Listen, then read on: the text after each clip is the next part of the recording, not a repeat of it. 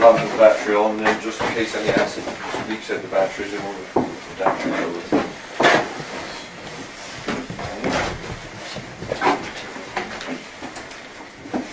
Alright. Yes, same. Oh, I could. Get my magnet. Sometimes the white pieces are smaller. Sometimes the pieces are white. I'll put it all over my coat, I think, because I've got my...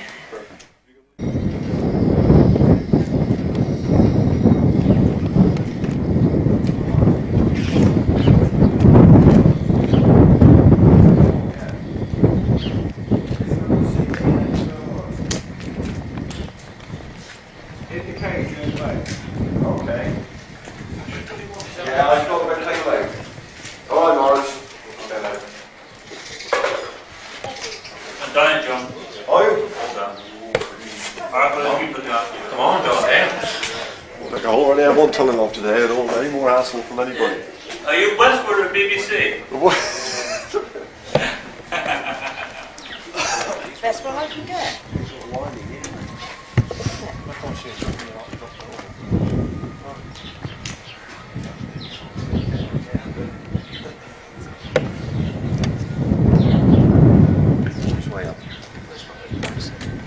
It's alright, I'll let you. Go on. You add atmosphere.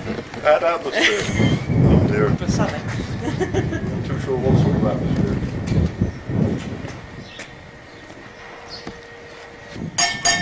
Hang on a second. Okay, all aboard. Anybody walking in wrong side here? No.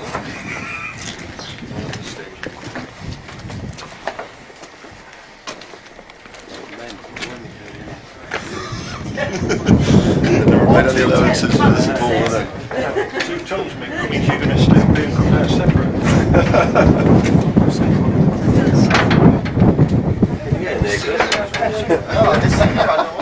This is going to get cosy, isn't it? You don't have to be embarrassed about anything. 2 more here to get in. There's a ladder there, mate, when you go Yeah, upstairs. keep on coming. 2 more yet. Squash a few. I like this. Are you in? I know we've not been introduced, but is this a good time? That better? Yeah. Get some lights on.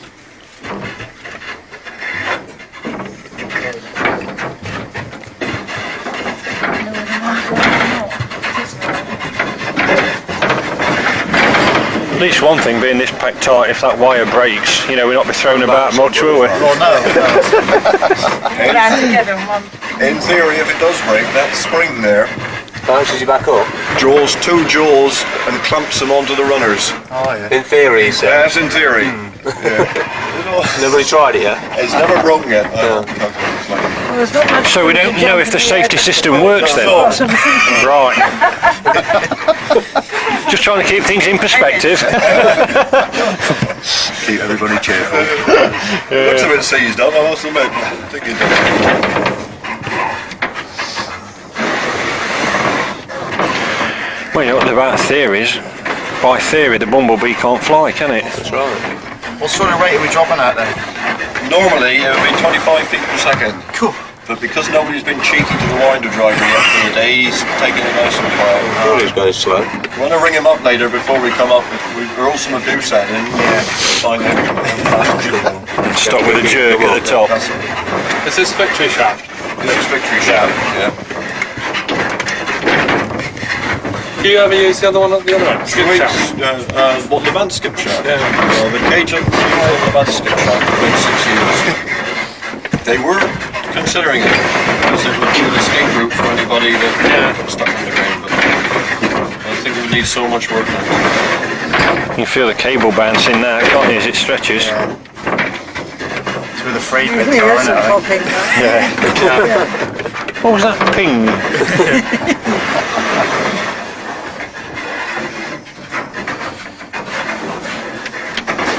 The winding man's very considerate, isn't he? Yes, he's doing a nice job.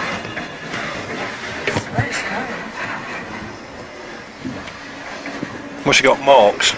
Yeah. several marks up there. There's several meters, and then when you actually come within Daylight. 5 or 10 feet of the station, there's a pink idea. mark on the drum then, so he knows exactly within inches. Help it out.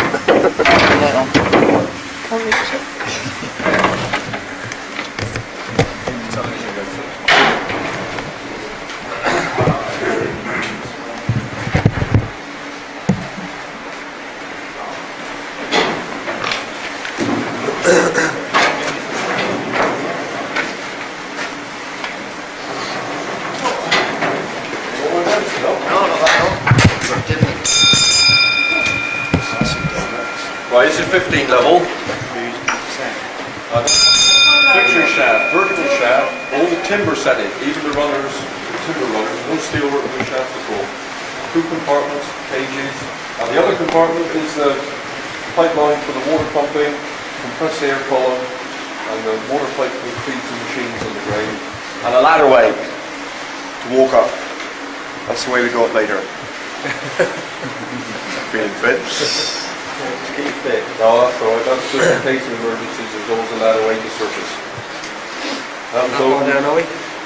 This is 15 level. If we work on an average of 100 foot per level, it'll give you an idea. Obviously, it's a little bit up and down because some of the levels vary a little bit, but that gives you an idea. So you're nice enough 1,500 feet here. How much further does it go? This shaft doesn't go a lot further. It only goes down to what would be a 16 level, but the loading boxes where the skips load is just between this level and what will be the 16 level. So it has to go down just deep enough for the ore that comes back on this level to go down an ore pass and into the bins that load into the skips. When the cages are taken off, the skips are on then, and they load from just below this station to hoist the ore. We'll have a look in the pump station in a minute and show you what use they have in here.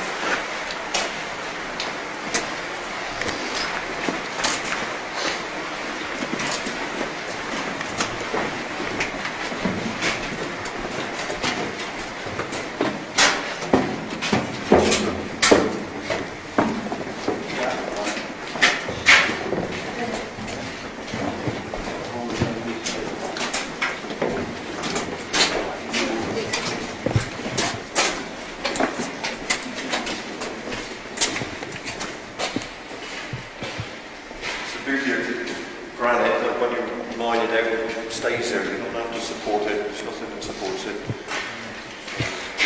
Convenient, in fact, it supports lots of other things, like some pipe lines along the rock bolted to the roof. These are the Geevor Tin Mine. These are the 2 freshwater pumps, and those 2 pumps over there, the Parrott pumps, dealt with the salt water. And the salt water problem came when they went towards the bank for better reserves, and they opened up the old Levant working. But when they got into them, they were full of salt water. So the sea had broken in while the mine had been closed. People tend to think there was some sort of disaster at Levant and the sea broke, and it didn't. It was discovered that when the mine was to be dewatered, the sea had broken in then. So they breached the hole out in just off the cliffs by putting the dye in the mine and watching where it came out offshore. They breached the hole, but it still leaks quite badly to the tune of about 150,000 gallons a day, which is why those 2 pumps are holding solely for salt water. The salt water comes in at the lower end of the deep line, which I'll show you in a minute. It's pumped up from 19 up to a sun just around the corner. And then from here it's pumped up to adit level, and it runs back out to sea again. These freshwater pumps pump to another pump station on 10, and that water then from 10 is pumped to surface to work the mill, because we need a lot of water when the mill was working, the wash utilities. So these were pumped in 2 stages, up to 10 and then up to surface to be used again. Like I said, the beauty is no supports. Unlike collieries and places like that, you have to be supported. All soft rock mines supported. Hard rock is, once you've mined it out, that's where it stays. The only places that are lit like this are the likes of the stations, this pump chamber, and the incline. Once you get away from those areas, it's all down to your cap lamps then.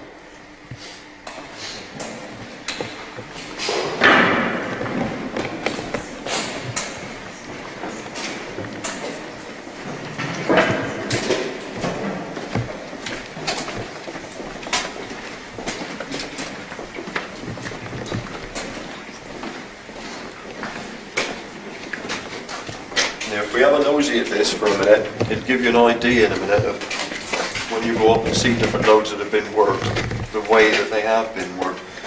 By the way, that was the shaft we've come down, Victory shaft.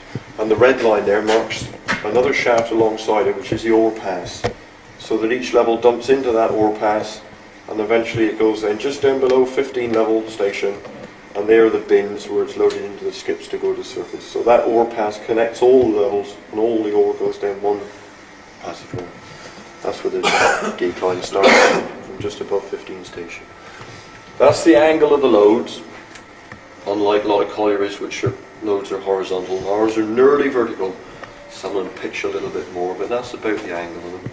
And you can see, like every 100 foot, we have a level, 8 foot by 6 foot level, which are these. So this on its side looks like that. And the cementing has to be taken out between the two levels. And the way to do that is by leaving support pillars, just to keep these workings independent from the track, so that you always have a clear tunnel there and there to work on. And the mining operations then are independent. So the two stopers, drillers working in pairs, stopers they call them, would start perhaps here and put up maybe 3 rise rounds up into the solid ground and connect them over the top with an intermediate level. This will have started here. This is as they've worked maybe 2 or 3 months work there. But they will have started very small, and gradually each day they will put 1 rise round up and work each side of it. And gradually each day they'll get higher and higher and longer. 1 man working each side until eventually they get full height to within 12 foot of the next level. And then they'll put an access rise through to give them access, not only access to the next level, to save. Otherwise everything's got to be humped from way down here, way up over the top. They call them shrink stopes and back stopes because when the ground is broken it occupies more space than what it would do in the solid. So gradually over the days, the level of this broken ore, which they stand on to drill, will get a bit too much. So they have to bring trammers in at the bottom under wherever necessary and shrink the ore down to give them space to work. Always drilling into the roof in a form of steps. After that, those holes there, after they're blasted, will leave a different step. So the stope gradually moves that way in stages. 2 stopers then each side. All the gear has to be moved each evening because of the blasting and then re-rigged in the following morning. The developers will carry the heading on as long as there are values, and as soon as the values are finished then the stopers will steepen the grade of this slant here to take out most of the values then and finish it more or less in a vertical shape there. As soon as they've gone past this, they only leave the ore there for the time being to work on, otherwise they'd be working in vast open spaces. But as soon as they've gone past here, the ore can be trammed out then by the trammers and taken back to the ore passes. The same applies at the bottom. This will be an empty gunnis here. There you can see the support pillars. They don't put the rises quite as close at the top, there's no need. It's just 1 every 40 foot, 40, 60 foot perhaps for access, that's all. But these down the bottom need to be quite close together because of the need to shrink stuff in the stope to give them space to work. Right? That's the theory of it. What size are the drill to? These drill holes here are normally 6 foot. Some of them used 8 foot drills, and they found 8 foot was a better bench, it broke more ground. Of course all stopers were paid, well all drillers were paid on footage. In this case it would be per square foot, not cubic foot, but per square foot of ground broken. That's what they were paid on. And they had to buy their own explosives as well. So at one stage they're almost like a subcontractor to the mine. In fact, years ago they used to have to buy their own helmets, their own lamps, their own boots, their own picks, shovels, everything. They had their own explosives and detonators. And at the end of the month they'd be measured up, and out of their money they would have to pay back whatever equipment they used. And they used to get paid for 3 weeks. They used to have what we call a subsistence. And on the 4th week they'd have to pay that back out of their bonus as well. So they had to do quite well, otherwise they could end up in debt. And years ago there was a good many men apparently that worked for a month for 6 months because they'd used so much explosives and they hadn't done well enough that they didn't make any wages. So all 8 foot drills or 6 foot drills, benches, and they keep the benches as even as they can so that it keeps the slope there as even as possible, because when you consider that that's 100 foot between there and there, you're talking about 300, possibly 300 foot in length, and it's very awkward climbing up and down because you're walking on broken ore in quite a confined space, and you have machines, drills to take up and down every day. Explosives are heavy. There's an awful lot of fetching and carrying, so they try and keep them as level as they can to keep that gradient easy enough to walk up and down or climb up and down. But basically about 25 holes a shift each man, and they would use then a case of powder each, 50 pounds of explosive each, every day. They used to fire by safety fuses, which was a bit haphazard, well, right up until about 5 years ago, I suppose. And these holes would be charged up with 3-minute fuses in each, and the bottom stoper's holes will be charged the same. And the man would have to start from the top with what looked like a magic wand. They call it a cheeser, made by Brooks Fireworks Company. Gave off a very bright green, intense flame. And he would light the fuses one by one. Of course, these holes wouldn't just be one hole, they'd be in pairs of holes to give him the width. So he would have to, there'd be 6 holes on that bench, 6 there, and as he's lighting them, making his way down, and he'd light his partner's holes. By the time he got to the bottom holes lighting, the first ones were about ready to go off. So he had to make his way down that ladder as quick as he could to get down into the level where he was safe enough for them to go off. Latterly, of course, they went all to electric half-second delay detonators, so that they were all charged up, and he put his number 1 in the first hole, number 2 in the second hole, so that he knew exactly what time they were all going to go off, and then they'd be fired from a safe point way back here somewhere by a blasting cable and an exploder. But it all used to be safety fuses initially. So a lot of running, a lot of shouting, and a lot of hats being there.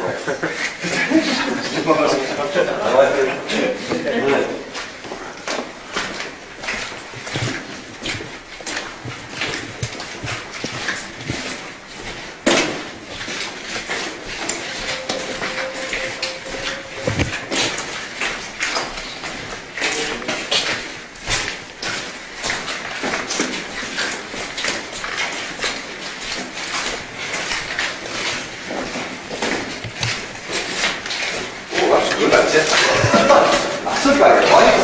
Told you.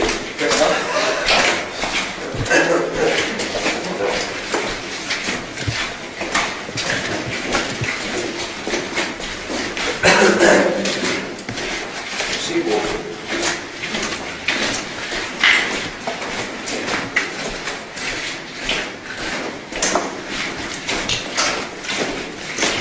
This is where the 2 drillers that are developing the level would work. There'd be 2 machines set up here, not 1. And they'd have to come in the morning, and of course the blast from the night before would leave them with a level full of broken ore, which had to be mucked out with the rocker shovels. I don't know if you've seen one up opposite the ticket office up there, half painted with a little scoop on the front. It loads the ore over itself and into the wagon behind. Probably between 25 and 30 tons to muck out before you get to the face like this. Then he rig up his 2 machines. This one's a Holman's machine, 900 machine, this one. That's the drilling unit, and this piece is the hydraulic leg, all worked on compressed air, that forces the machine to stop it bouncing out of the hole.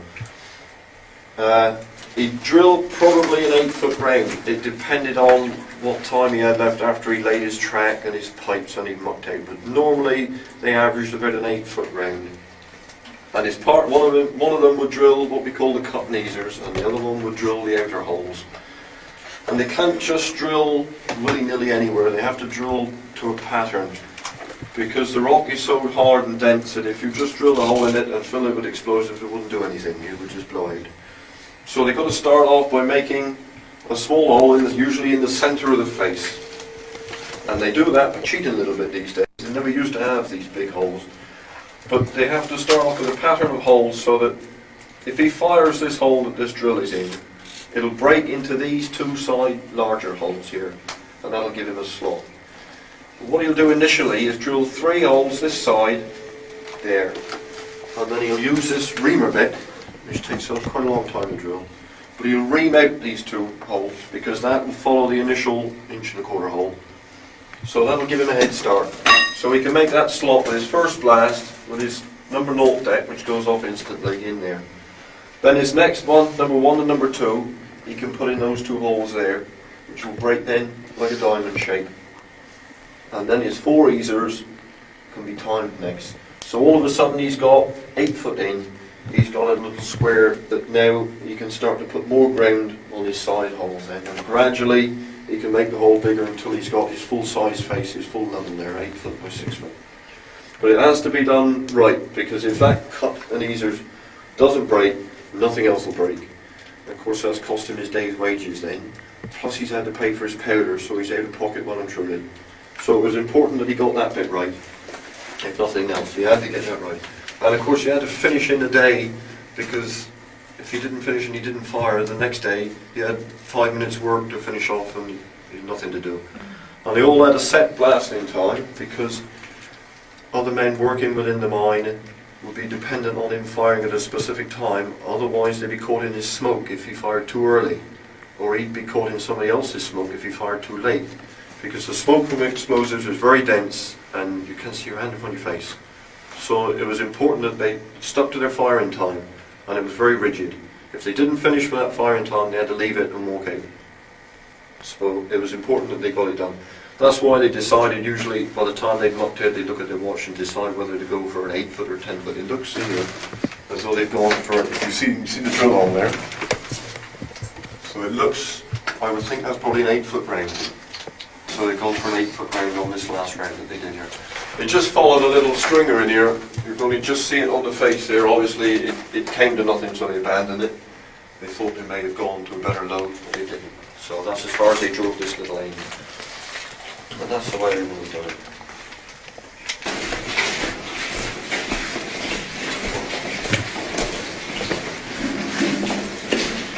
This crosscut was driven by 2 chaps called Jimmy Sweeney and Victor Wheeler. I don't know if our lad back there knows Jimmy Sweeney or not. He's a local lad. And when they did this, a lot of mining people came here and they said that this was the finest crosscut in Europe, driven by 2 men with handheld machines, primitive machines, because of its shape and it was so straight for so far. They didn't deviate at all. It's very difficult when you're developing to know whether or not you're going straight, and the surveyors didn't come down that often. So it was up to the machine men to keep as straight as they could. And at the time, that's when this was done, they reckon this was the finest little crosscut in Europe for its size, for being done with just handheld machines. One of the stopes has been worked out, and the trammers have been and they've emptied it.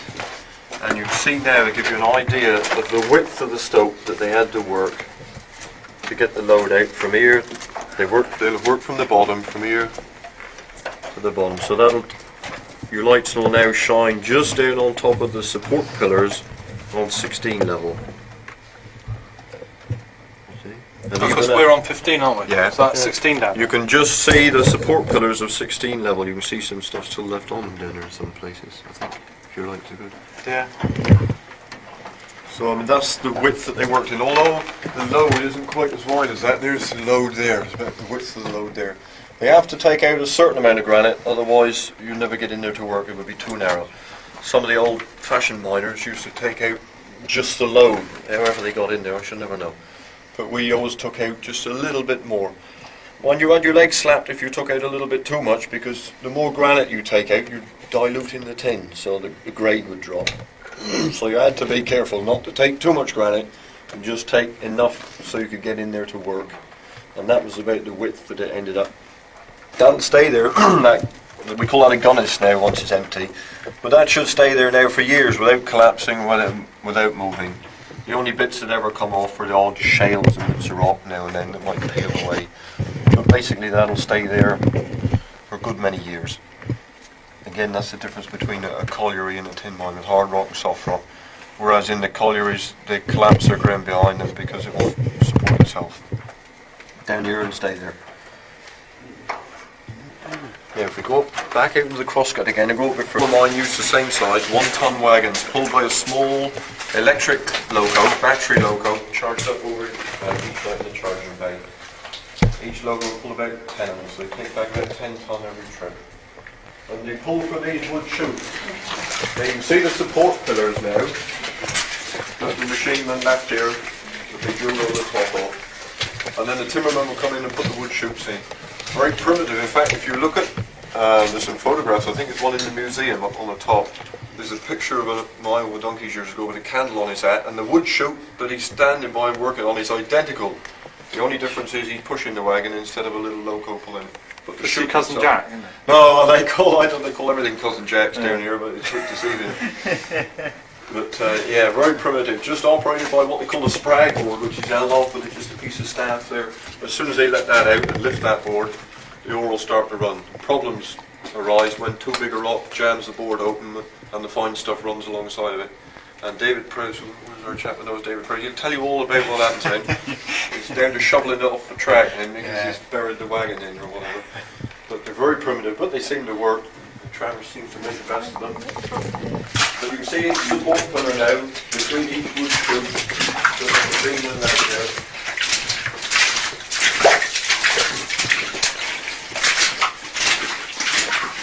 And you can see the load quite prominent there as well, quite different here.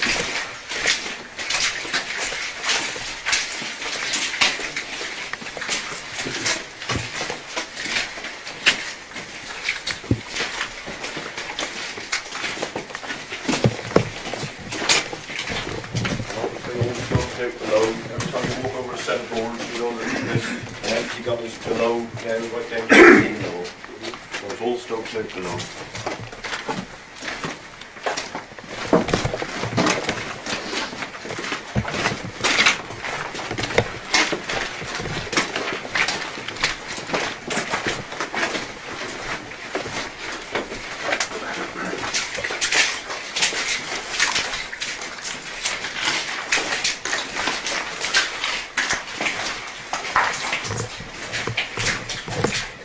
That's what the stopers mining operations are carrying on, it would be. Where the stope would be progressing in this way, the way we've walked in. And each month he'll have to come down and create his next support pillar. He'll do it with 6 foot rounds. The first one is easy because you can drill off the floor.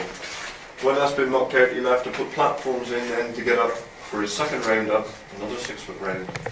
And then the same after he's blasted that, another timber platform to get up and drill his third round up, which will take him up to that height up there where the roof is. Now the platforms, unfortunately I wouldn't put buggy on some of them, but they used to stay in, I must admit, primitive, but they had to build them as quick as they could because they had time on each round. They had to get that round each day, otherwise no wages.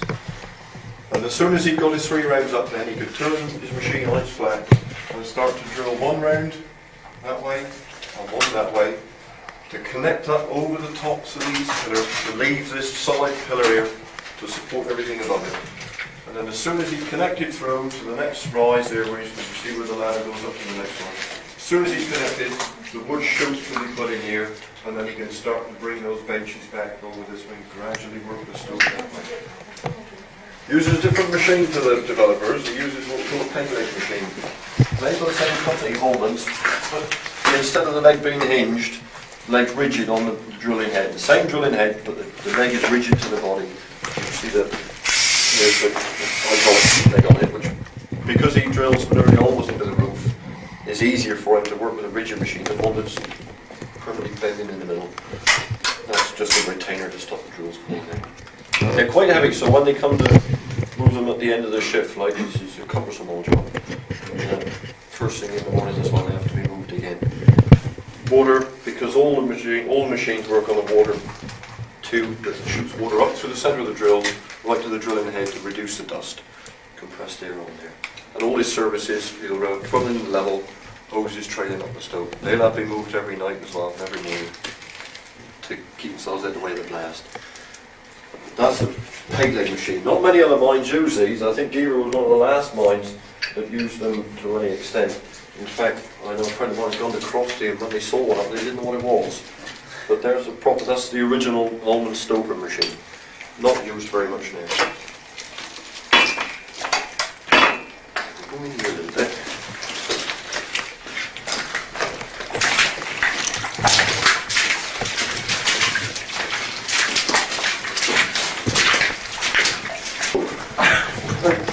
The load is split obviously and taken 3 different routes. So they'll drive the developer when he drove the drive on each of them, and the samplers and geologists will come in each day and take a sample from the load at the face each day to find out which tunnel or which stringer of this load is the one that's carrying the most value. So they know then which way the stope is going to go, because they have to make a decision on which level that stope is to carry on, because if it takes the wrong one, it's very difficult to double back and take another. So the geologist's job then was very important. He had to make sure he put the stopers on the right load that the developers should drift on. And you see, like, so the rest of the mine is fairly naturally ventilated. As soon as you go holes through to other levels, the ventilation will drift through. There, obviously, a developer's head in, there's no through ventilation, and you see the condensation that starts to form and the old fog that gets in there. And as you walk in, you'll feel that like a blanket of heat, and it'll get hotter as you get in further. So, if that went in too far, they'd have to put vent bags in then for the developers to keep them a little bit cooler. Not so bad once they got their machines working, you know. What are we looking for? Do we want to get up there and dig that out? No. Hey, no, you climb up on my shoulders. I didn't say no. Now, quite often, of course, the machinemen, the drillers, they always had first crack at anything like that, because after a blast, they were the first ones in the morning. So for those of you that want to buy minerals and samples, the best people to go and see were the old drillers. That's right, because they had the best of it. We had the same in the old clay pits. That's right. But of course, everybody else had the leftovers. The mine captain usually, he was the next one there, and he would badger everybody for the minerals. But sometimes you come across quite a big vug that's a good size, that just appears in the side of the round, that you can poke your head in and you'll know, the sort of stuff that you can find in them is lovely. Smashing. Unfortunately, not a lot of it is saved, because some of the machinemen had no interest in it at all. They wouldn't even bother to pick it up. They wanted making money quickly as possible. Their money was paid, their money was in breaking ground. They didn't bother with the minerals. But a few of them did, and some of them got some nice collections. So they're the ones you want to see if you're looking for a few samples. I'll give you some names later. What's it worth? That's right. But of course, when you get so many tunnels branch off like this, and the farther you get in, they might branch again. There's miles and miles of tunneling, and it could be workings way inside. You're not restricted to how many stopes you can work. It could be 20 sets of stopers working all at the same time. You can work so many different loads, and there's miles of track. You can go for miles. We've just come off the straight service tunnel crosscut, just come in a little way. But the farther in you go, and then the farther off to each side you go. Even sometimes they've gone in off a load like this, and then they've driven another crosscut to pick up another load. So you can be in a long, long way to find machinemen working in there, and it seems strange sometimes to think that men are so far in underground. Like, it does go for miles. That's off. Obviously there must have been a little bit of a fault down there somewhere, and that left-hand wall has started to slip away. But this is what happens when the stopers have finished and they've decided that there are no more values inside or above or below or whatever. They'll take out the support pillars. So they'll go to the inside workings of the stope, and they'll drill into those small support pillars in the roof, and they'll drill into the floor, because that's all still load bearing, and then they'll blast that out so that they take away the level then. So once they've done that, you can no longer get back into that level. That level is taken away. And they'll take that gunnis out then. So this will be stripped now right from up maybe 14, 13 level to right down below, down to perhaps even 16 or 17 level. They've taken the pillars out. So there's no more workings in past. This used to be a level. You used to be able to walk in, the track used to go in. But once they take those support pillars out, that's it. They've taken the last of that seam of tin out, and that's the end of it then. Once they've done that, that's curtains. But like you say, the wall doesn't always stay there. Now and then you'll get those big slabs there peel off the wall. That's what made working in the open gunnises a little bit hazardous years ago, because they used to be dug by hand rather than laterally by winches, and the men that worked in the open gunnises stood the risk of something like that falling in on them.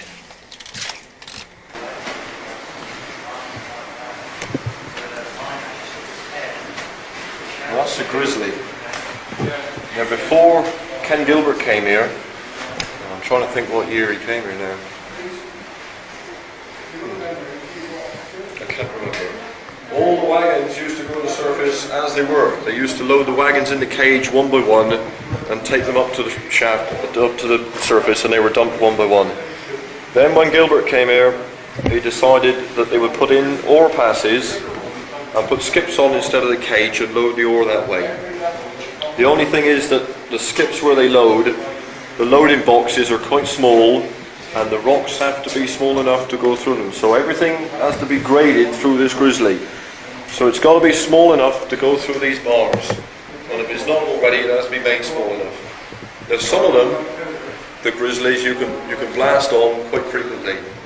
Others are poorly ventilated and the smoke takes too long to clear. But most of these rocks will have to be broken by a long-ended sledgehammer.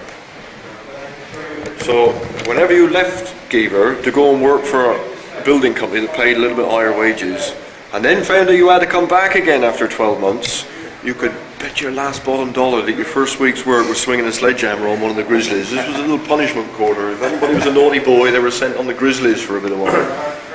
Yeah, just to teach them a lesson. So it was more or less every rock will be tried with a sledgehammer first before they resort to using powder on it. Especially with some of them are quite close to electrical equipment, so they can't blast at all. That was a miserable job, but that replaced the slow, methodical business of having to take one wagon at a time up in the cage. At least they could dump all their stuff here and then they could hoist it night shift at least 2 or 3 tons at a time.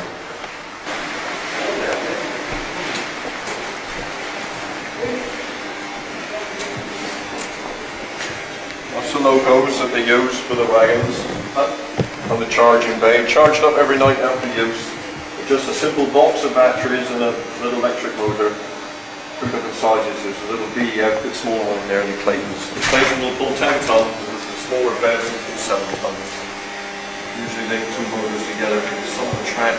All the levels gradually rise as you go in on, so the water will come back to the station. Well, some of the developers tended to rise a little bit too much. And if you come back with 10 or 15 ton in wagons, and one of these smaller things, you couldn't stop at the other end. So sometimes they had to double them up, even sometimes they had to take 3 of them. So they could stop when they got back to the other grizzly. But that's all they were, just little electric locos charged up each night. Rather than having to use diesels, which would create an awful lot of diesel. Not quite as helpful. Simple locos.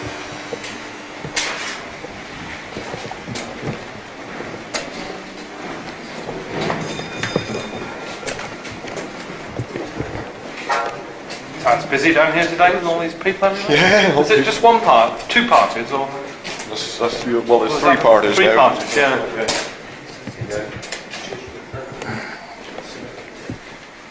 Now this is a little bit the Queen opened back in 1980 when things were doing a little bit better than they are at the moment.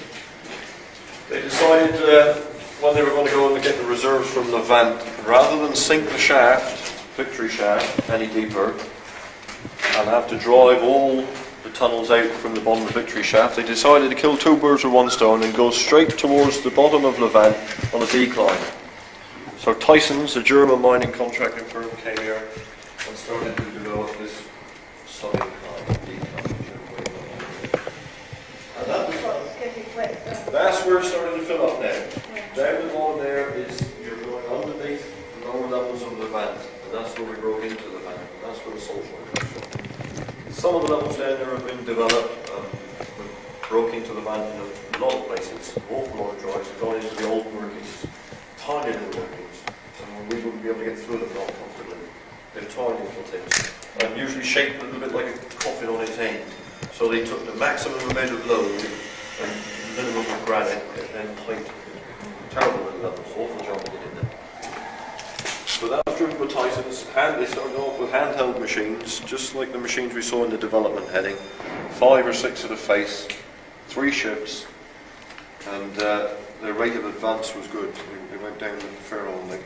It was mucked out on a simple principle of a scoop drag into a ramp and into a wagon and dumped into the ore pass, which is just up there behind those couple of girders there.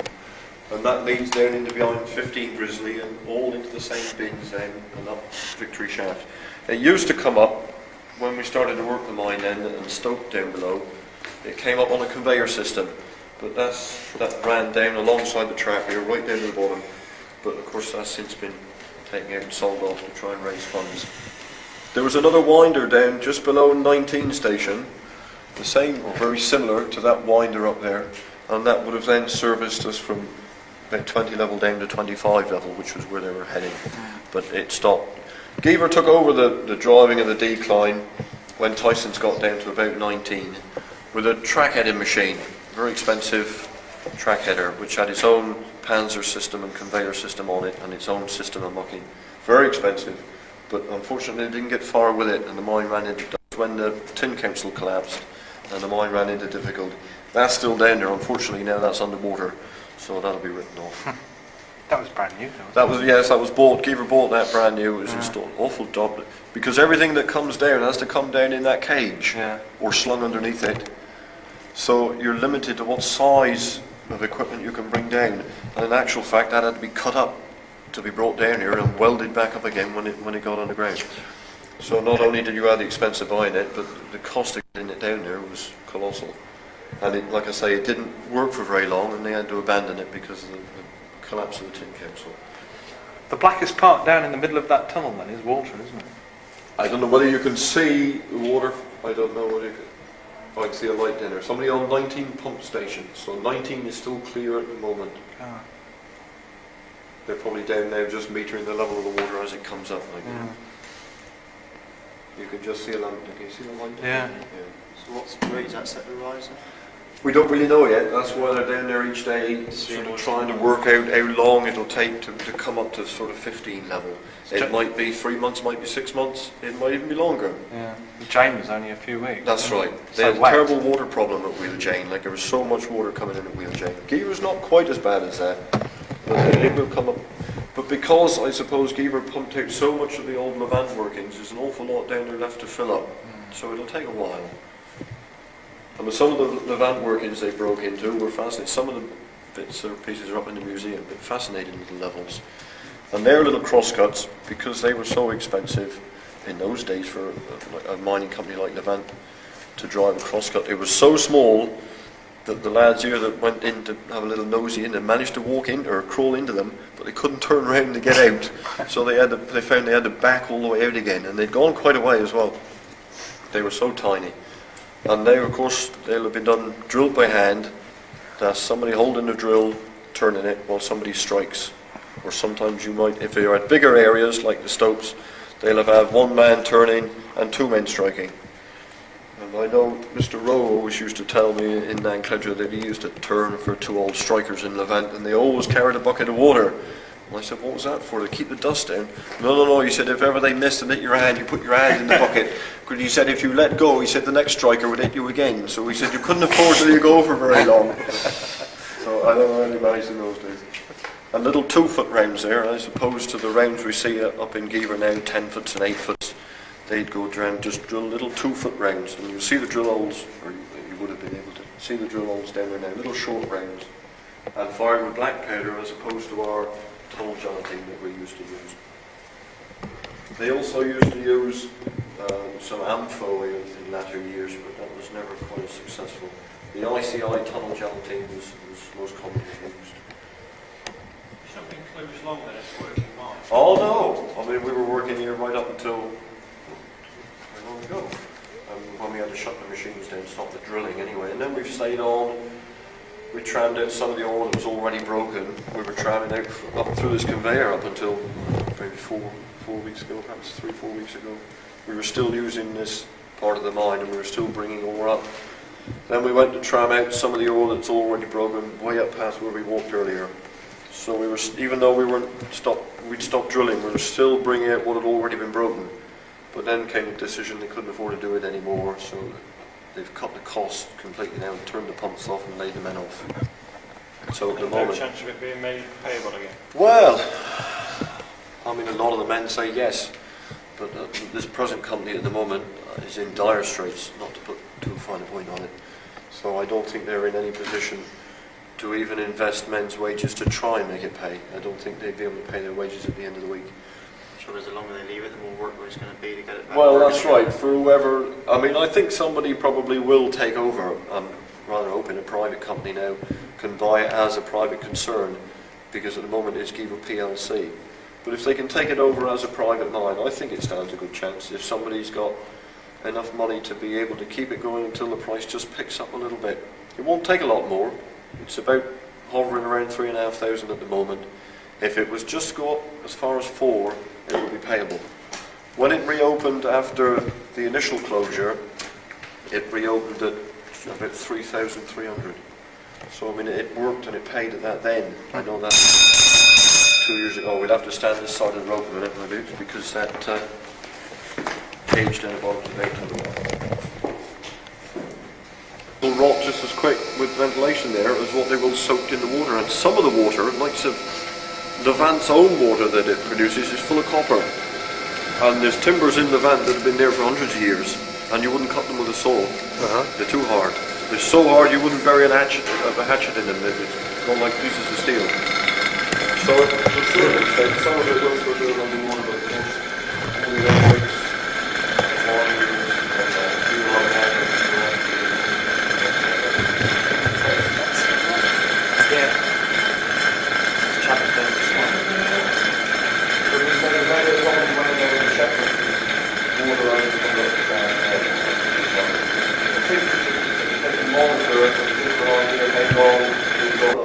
It's just glanced it, and you go into their old workings, and you just step into the Levant now and try and pull through it.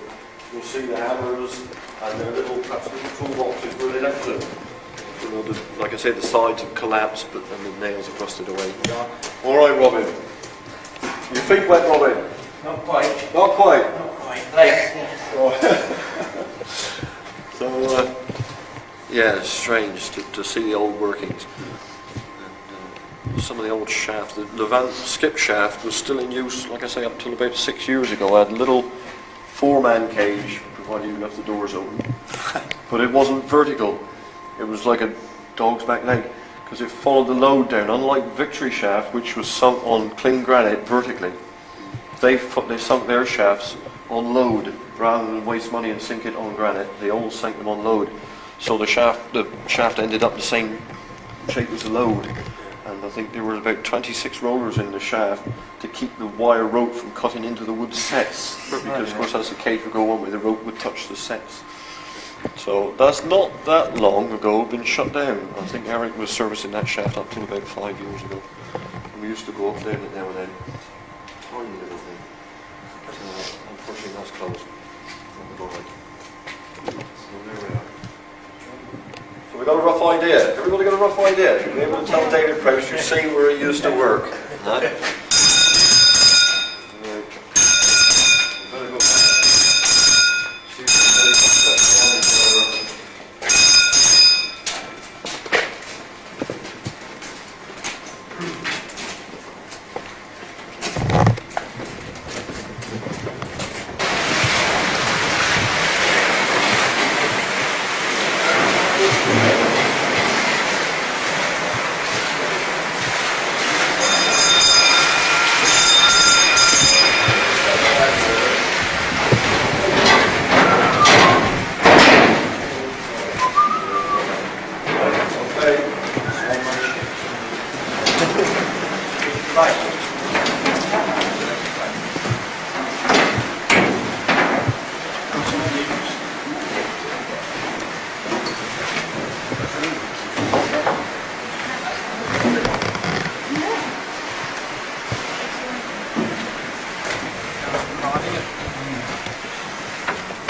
Oh, I don't know what Shove it. Cameraman.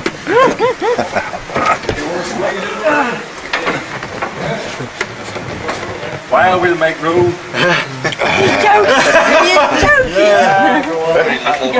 More than merry. two youngsters being robbed. I have my hand on you. Yeah, don't let go. Got Robin's nose on camera anyway.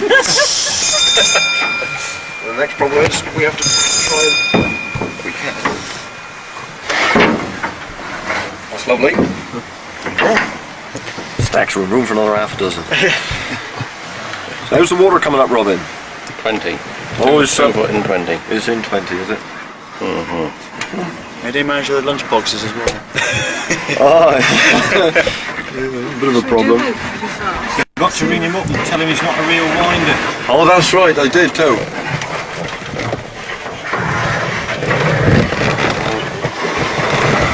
Can you imagine the actual water level rising like so many inches a day down on 20? I mean, I wish it was inches. it's what, like feet? Yeah. Oh hell, I'm trying to think of a figure to give you. It depends. If there's a thing branching off the side to absorb it, it's not very much. For instance, it hasn't moved very much since Monday when I brought the family down to today. But that's because it's going into a level. Yeah. Before that, it was, oh Jesus, 50 feet in a day, just in the... It's up a shaft or a rise. Well, you've seen the size of the shaft. It's nominally 15 wide and 10 high. So it zooms up there.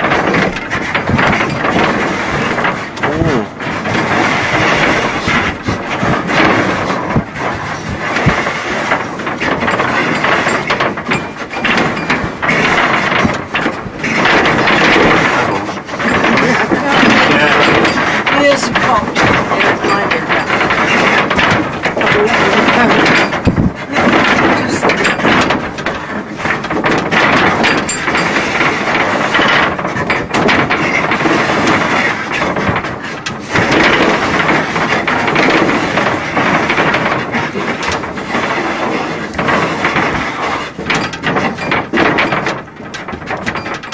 I've got to walk up the system to tell you.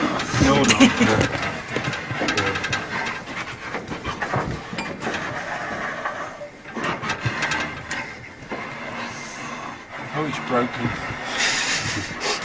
Running out of steam, as well. It's pedalling slower now.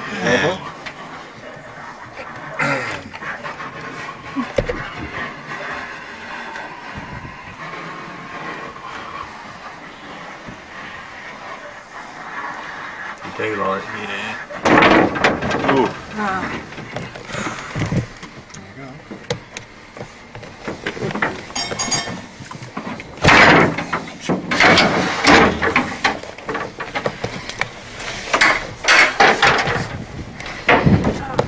See you later, Josh. Yeah, okay, Robin. Told you it was warmer down there. Wow, why are we down there? I nearly made a Ruben Martin. That's what I've had a lot. Oh, he's nearly said I've got my flash. Get on.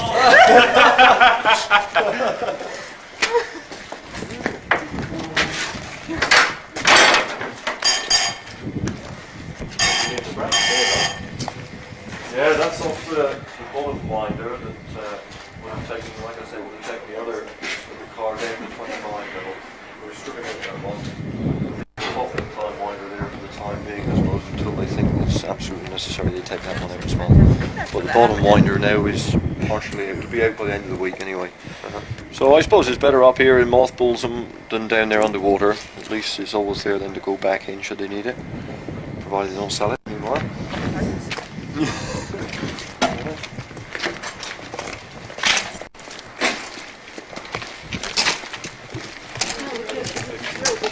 Just roving, you have to just... Is there anybody like to take a photo of us, please? Oh, difficulty. I thought there was somebody back there looking for little trinkets to pick up.